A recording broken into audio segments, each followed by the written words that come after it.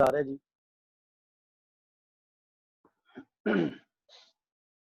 Yes जी, अब clear है मुजम्मिल साहब, आप भी बताइएगा मुझे जरा। सर जी ओके, अब ठीक है, नेट स्टेबल है। ठीक है, चलें जी। बॉयज लॉ को हम लोग डिस्कस कर रहे थे और इसी चीज पे लेके चला। बॉयज लॉ हमें बताता था जी कि at constant temperature volume of gas is inversely related to the pressure. इसे फिर मैं इस तरह भी कह सकता हूँ, P V equals to constant. अच्छा, फिर इसे इस तरह भी कहा जा सकता है, P one V one equals to P two V to.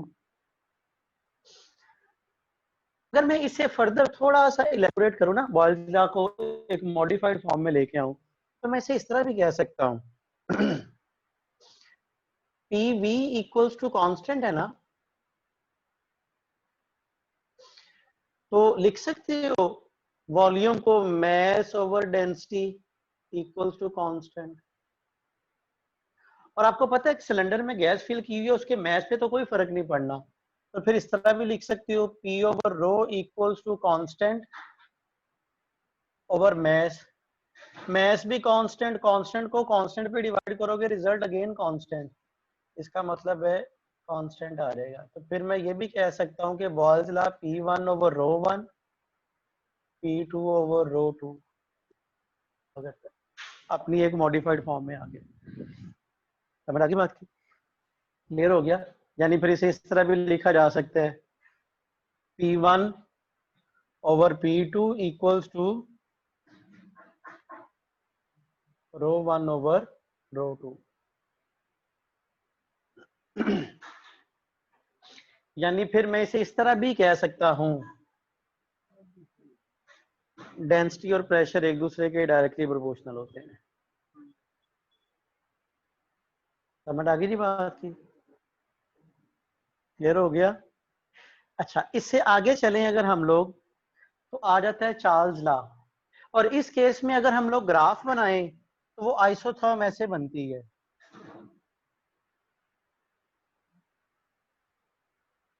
समझ आ गई बात की? That is pressure and this one volume. अगर इससे आगे चलें हम लोग चार्ल्स लॉ पे,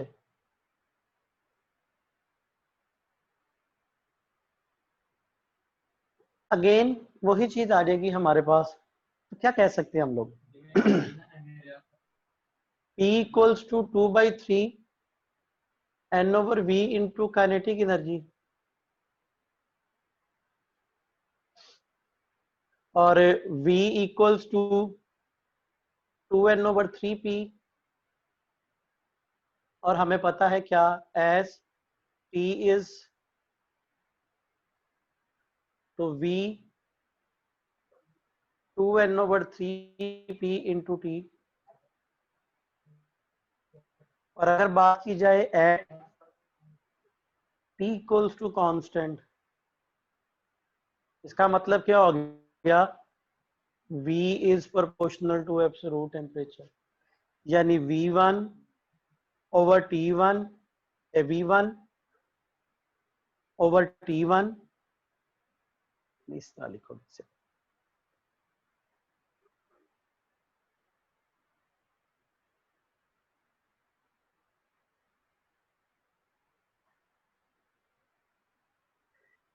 V1 over T1 equals to V2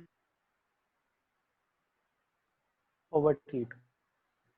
और यहाँ पे T एब्सोल्यूट टेम्परेचर, यानी volume gas is directly related to absolute temperature. यानी यहाँ पे अगर आप ग्राफ बनाओगे किसके दरमियान, टेम्परेचर और वॉल्यूम के दरमियान, तो ग्राफ स्ट्रेट लाइन बनता है। ठीक है, अगर इसे थोड़ा सा मॉडिफाई करूं मैं, V ओवर T है ना इक्वल्स टू कांस्टेंट, अगर मैं इसे लिख दूं mass over density over T equals to constant, तो M over rho T equals to constant. इसका मतलब है अगर मैं m को इधर ले जाऊं, इसका रेसिप्रोक को ले लो तो rho T equals to m over constant. अब मैस भी कांस्टेंट, बटे के नीचे भी कांस्टेंट, कांस्टेंट को कांस्टेंट पे डिवाइड करोगे तो constant.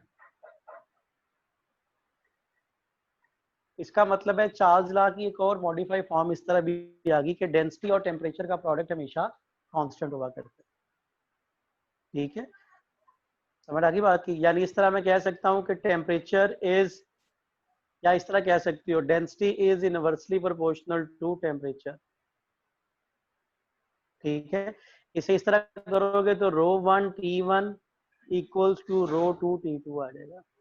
That is the statement for Charles law. ठीक है जी, क्लियर हो गया? यहां तक अगर कोई क्वेश्चन है आप लोगों का तो पूछो जी।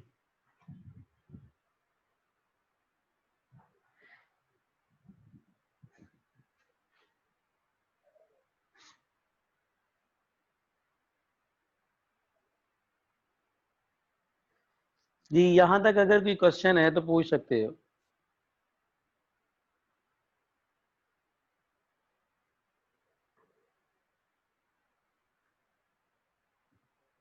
क्लियर है? Yes sir.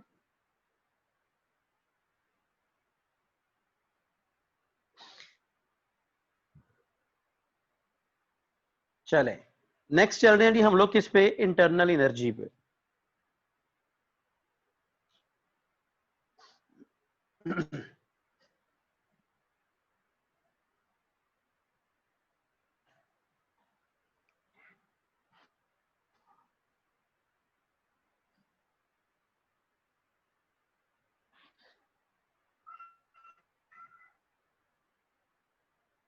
इंटरनल एनर्जी,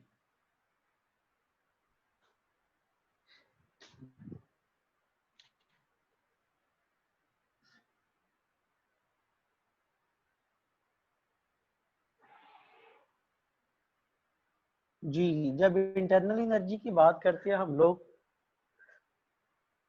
तो क्या कहते हैं कि किसी भी सिस्टम के अंदर जितनी भी टोटल एनर्जीज होंगी उन तमाम एनर्जी का सम क्या कहलाएगा, इंटरनल एनर्जी।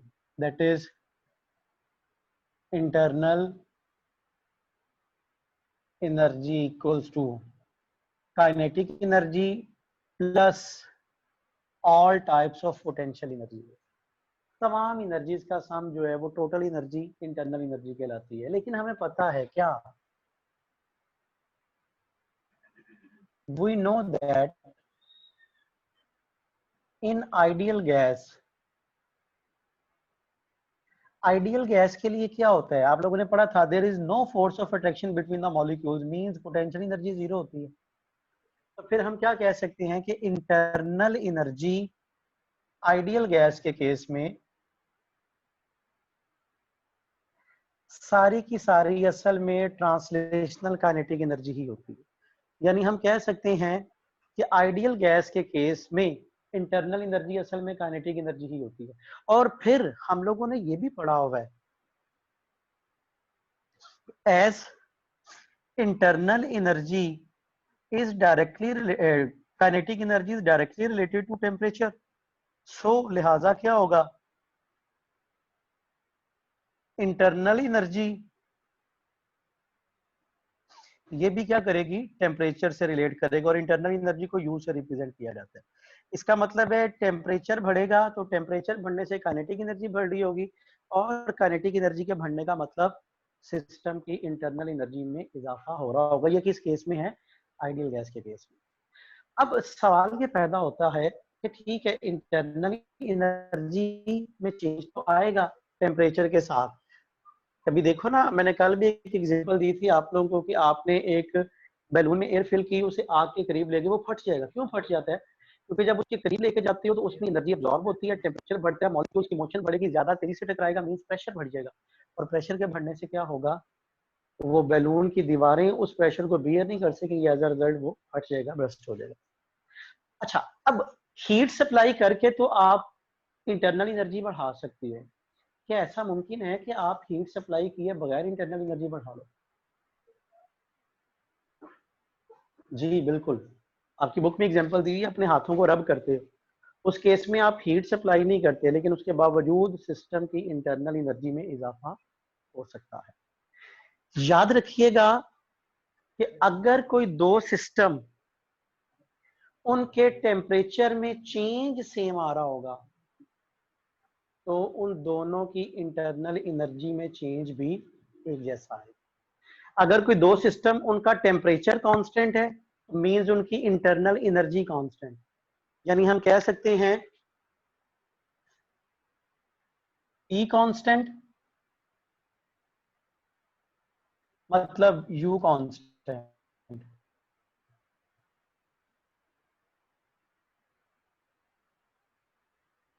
ठीक है, एक पॉइंट बन गया। अगर क्या हो, for two systems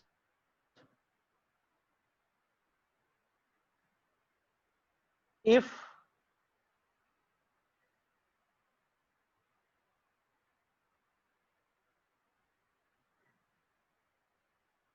delta T temperature में चेंज सेम हो दोनों का, तो क्या होगा, दोनों की इंटरनल एनर्जी में चेंज भी सेम आ रहा होगा। फॉर एग्जांपल मैं कहता हूं कि एक बॉडी, एक सिस्टम है, उसका टेम्परेचर दो दो सिस्टम ले लेते हैं, जरा गौर कीजिएगा। फर्ज किया इसका इनिशियल टेम्परेचर था 10 डिग्री सेल्सियस, फाइनल टेम्परेचर था 30 डिग्री सेल्सियस। एक सेकंड सिस्टम P1 डैश, उसका टेम्परेचर है कितना,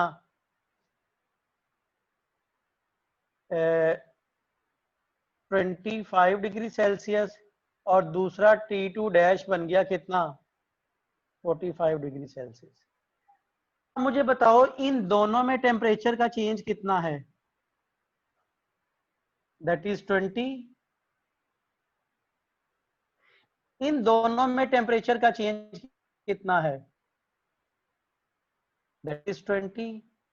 इसका मतलब है T डेल्टा T डैश दोनों के टेम्परेचर में चेंज एक जैसा, सो दोनों की इंटरनल एनर्जी में चेंज भी एक जैसा आएगा।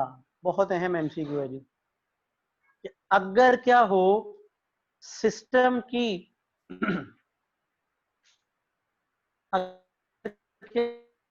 हो दो सिस्टम की टेम्परेचर में चेंज एक जैसा आ रहा हो तो उनकी इंटरनल एनर्जी में चेंज भी एक जैसा आएगा। बहुत अहम पॉइंट जी एमसीक्यू के लिए। अगर टेम्परेचर में चेंज एक जैसा तो इंटरनल एनर्जी में चेंज भी एक जैसा आएगा। समझ आ गई बात की जी, क्लियर हो गया। इसके बाद इंटरनल एनर्जी पे बात करें हम लोग जी, यहां तक भी क्वेश्चन है तो पूछ सकते हो आप लोग। आवाज और तस्वीर क्लियर है जी? सर ये आपने आइडियल गैस के लिए कहा, ये जो इंटरनल एनर्जी में चेंज सेम होगा। अगर टेम्परेचर में चेंज एक जैसा आ रहा है, आइडियल गैस के लिए तो मैंने सिर्फ ये पॉइंट डिस्कस किया कि आइडियल गैस में जो इंटरनल एनर्जी होती है वो असल में सिर्फ काइनेटिक एनर्जी होती है। ये मैंने एक जनरल बात की है, वो आइडियल भी हो सकती है और रियल भी हो सकती है, लेकिन हम चूंकि यहाँ पे आइडियल को ही डिस्कस करते हैं इसलिए हम ज्यादा प्रेफर उसे ही कर रहे होंगे। उसके बाद आ जाता है एक और बहुत अहम point, internal energy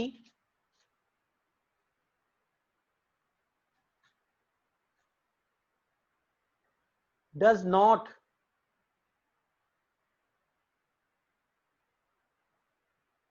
depend upon the path followed.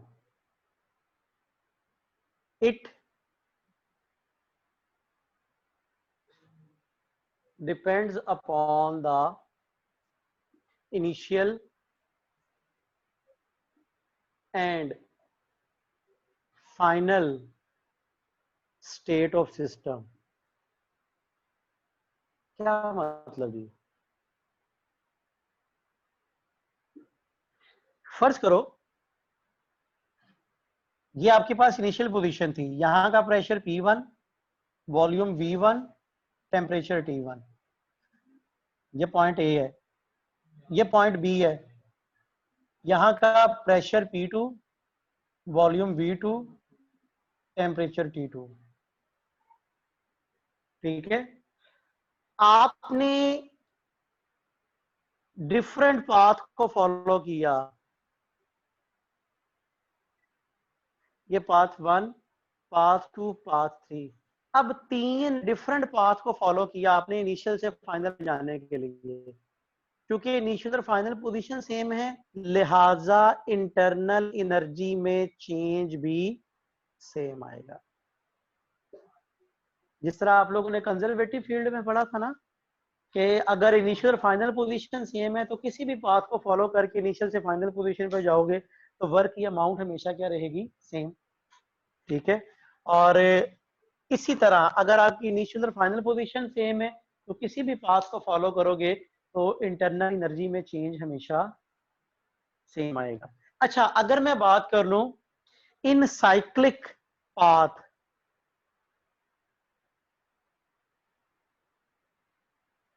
अगर साइक्लिक पाथ हो, साइक्लिक पाथ क्या होता है कि सिस्टम जहां से चले वापस वहीं पे आ जाए।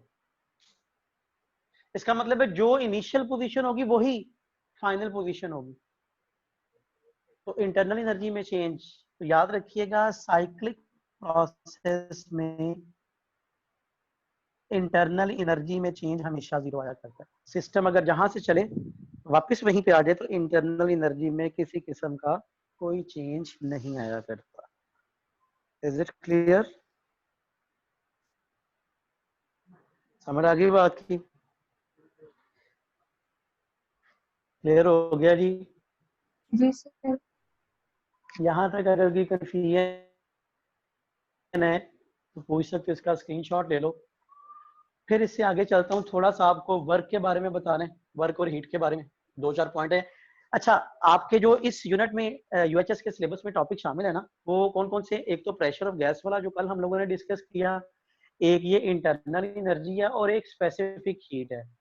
आपकी जो यूएचएस की आउटलाइन उसके मुताबिक सिलेबस में वर्क और हीट शामिल नहीं है, फर्स्ट लॉ ऑफ थर्मोडायनामिक्स शामिल नहीं है, लेकिन मैं आप लोगों को सिर्फ उसका, और थर्मोडायनामिक प्रोसेस शामिल नहीं है, लेकिन मैं आप लोगों को उसके बारे में बताऊंगा क्योंकि थोड़ा सा इंटर रिलेट करते हैं, इसलिए उन्हें समझना बेहतर होगा। ठीक है, तो इसमें अगर कोई कंफ्यूजन है तो पूछ लो, अदरवाइज इसका स्क्रीनशॉट ले लो, फिर इससे आगे चल रहे हैं हम लोग। सर जी ये जो आपने स्टेटमेंट लिखी है ये बोल दें बोर्ड ब्लर्ड है।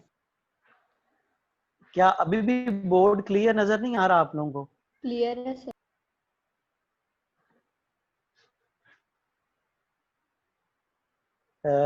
कौन सी स्टेटमेंट आप कह रहे हो? ये जो लिखा हुआ है, जी जो नोट लिखे आपने। हाँ नोट लिखा हुआ है जी, internal energy does not depend upon the path follow, it depends upon the initial and final state of system. Path पे डिपेंड नहीं करती, लेकिन सिस्टम की इनिशियल और फाइनल स्टेट पे ये डिपेंड किया करती है। क्लियर? सही है, चले सर हम लोग चलते हैं जी आगे। जी जी सर तीनों की internal change in internal energy तो सेम होगा लेकिन इंटरनल एनर्जी तो डिफरेंट होगी ना। इंटरनल एनर्जी डिफरेंट होगी, मैंने यहाँ पे तज़किरा ही चेंज का किया है। तो जो नोट लिखे है उसमें चेंज इन इंटरनल एनर्जी आना चाहिए ना फिर। Internal energy does not depend upon, हाँ लिख लो, यहाँ पे लिख लो चेंज इन इंटरनल एनर्जी। याद रखिएगा जिस तरह आप लोग पोटेंशियल एनर्जी की बात करते हो ना कि पोटेंशियल एनर्जी इंपॉर्टेंट नहीं है, पोटेंशियल एनर्जी में चेंज इंपॉर्टेंट है, इसी तरह इंटरनल एनर्जी इंपॉर्टेंट नहीं होती, इंटरनल एनर्जी में चेंज इंपॉर्टेंट हुआ करता है। ठीक है जी, क्लियर है? चलिए नेक्स्ट हम लोग चल रहे हैं किस पे? वर्क और एनर्जी के बारे में थोड़ा सा आप लोगों को बता दूं, हीट और वर्क के बारे में चंद एक बेसिक है उसकी, 1-2 पॉइंट बताने हैं, फिर फर्स्ट लॉ ऑफ थर्मोडायनामिक्स पे बात करनी है, और साथ ही हम लोग चलेंगे फिर स्पेसिफिक हीट पे।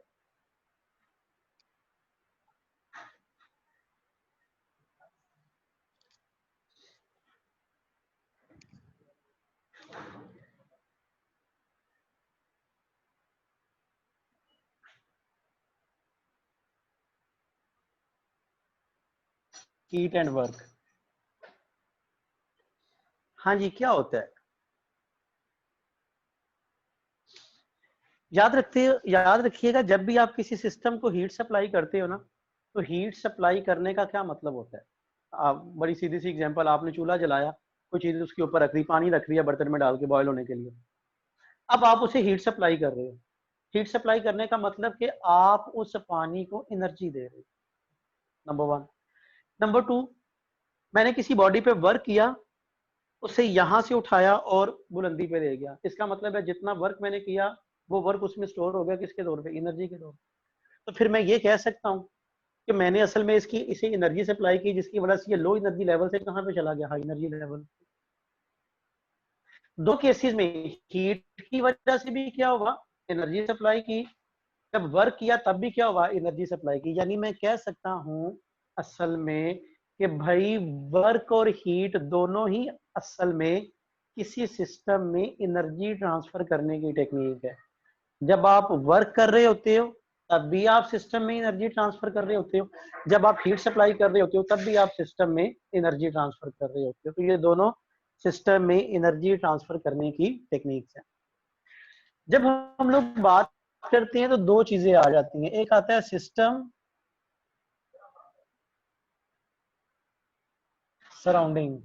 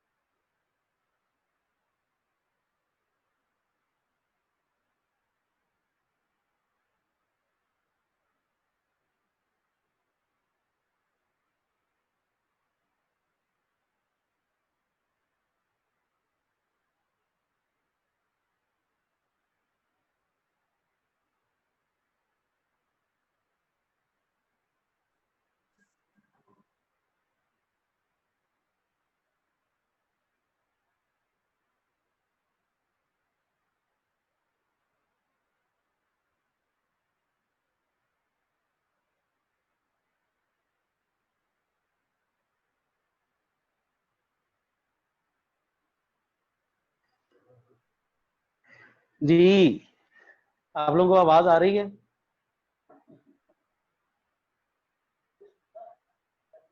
बाज़ ऐसा होता है कि कुछ चीजें हाईजैक हो जाती हैं और उसके लिए फिर खामोशी बेहतरीन जरिया होती है। बहरहाल, बात कर रहे थे हम लोग सिस्टम और सराउंडिंग पे।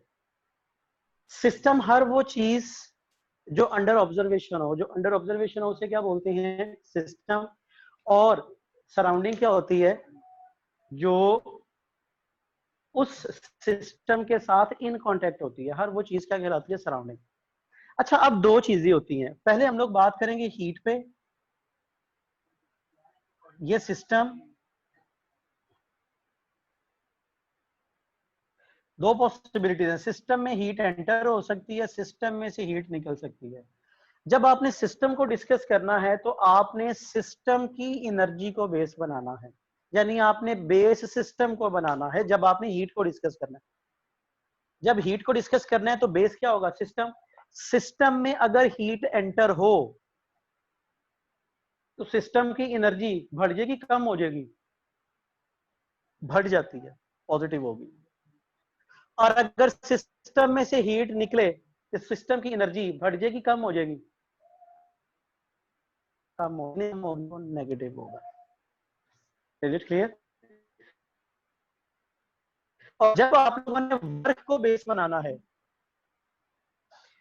तो फिर जब आपने वर्क को डिस्कस करना है तो फिर आपने बेस बनाना है किसको? सराउंडिंग को। यहां पे बेस क्या होगा?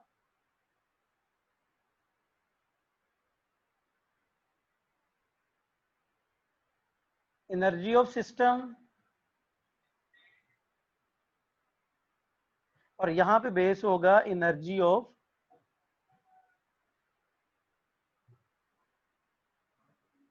सराउंडिंग।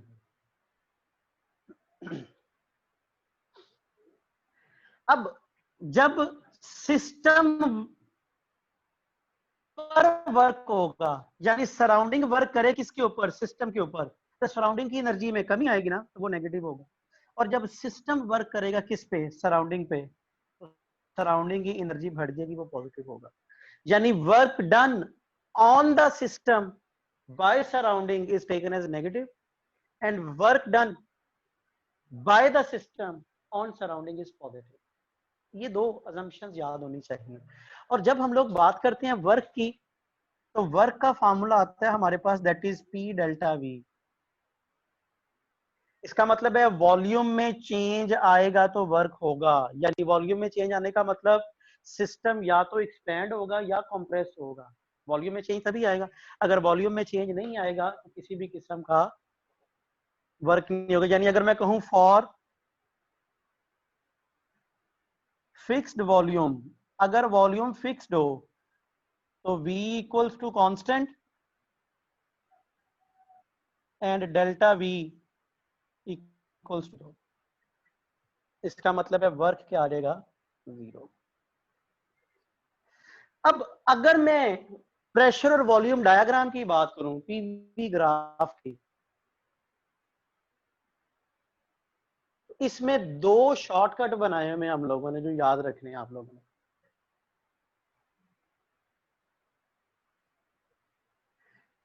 ये प्रेशर, ये वॉल्यूम, फर्ज किया ये ग्राफ है। आपको पता है ग्राफ से इंफॉर्मेशन दो तरीकों से हासिल की जाती है।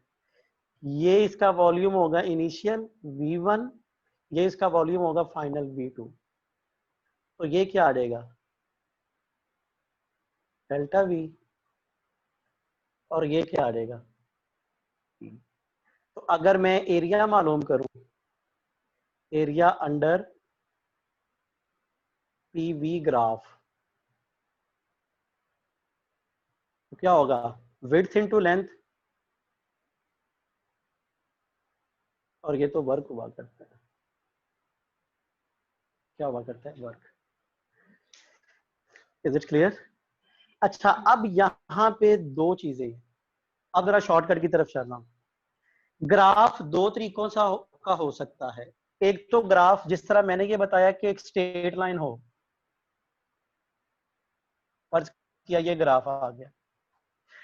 दूसरी पॉसिबिलिटी है